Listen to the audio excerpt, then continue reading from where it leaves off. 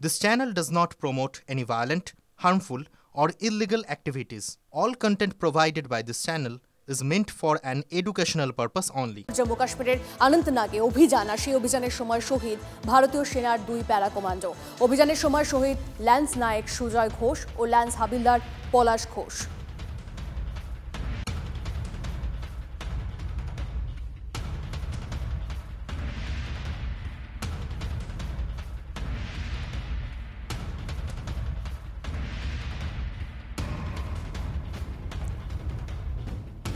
আমাদের প্রতিনিধিরা আমাদের সঙ্গে রয়েছেন সরাসরি। আমাদের প্রতিনিধিদের সঙ্গে কথা বলবো। আমাদের প্রতিনিধি হিমাদ্রি আমাদের সঙ্গে রয়েছে সরাসরি, কৌশিকও রয়েছে আমাদের সঙ্গে।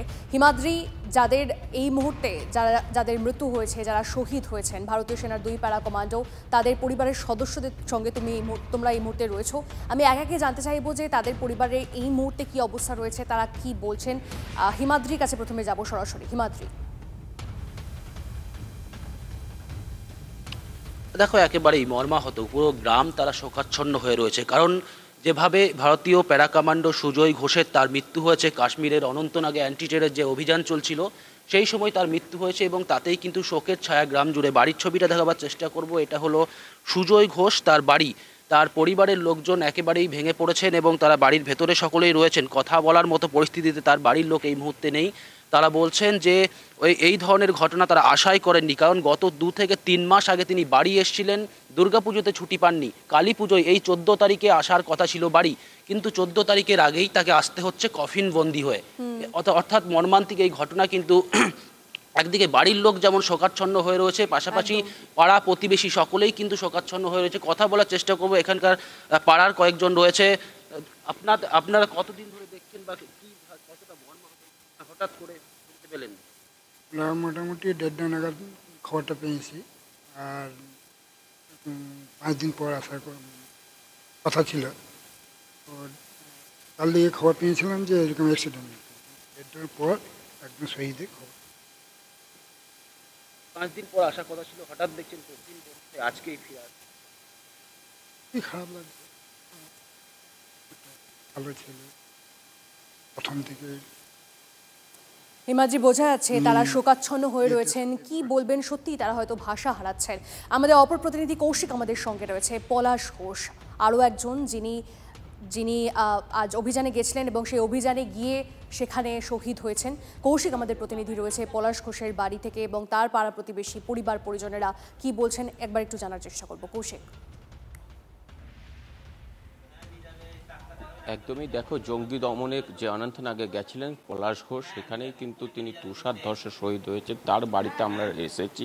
শোকাচ্ছন্ন পরিবার। তুমি দেখবে তার যে স্ত্রী রয়েছেন সময়ে সময়ে সংজ্ঞাহীন অবস্থায় হয়ে যাচ্ছেন।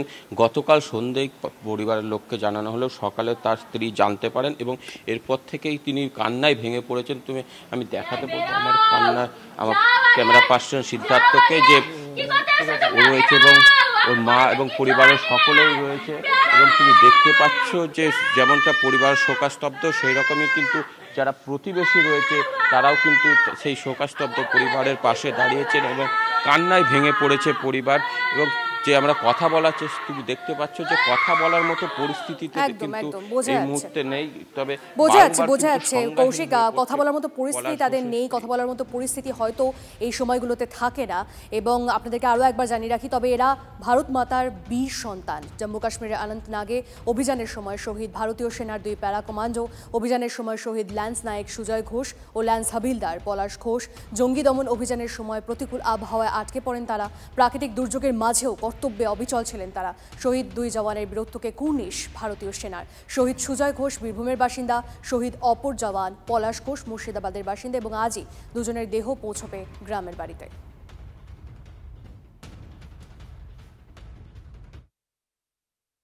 পলাশ ঘোষ, যিনি 5 নম্বর প্যারা কমান্ডোতে চাকরি করতেন, বর্তমানে তার পোস্টিং ছিল কাশ্মীরের অনন্তনাগে।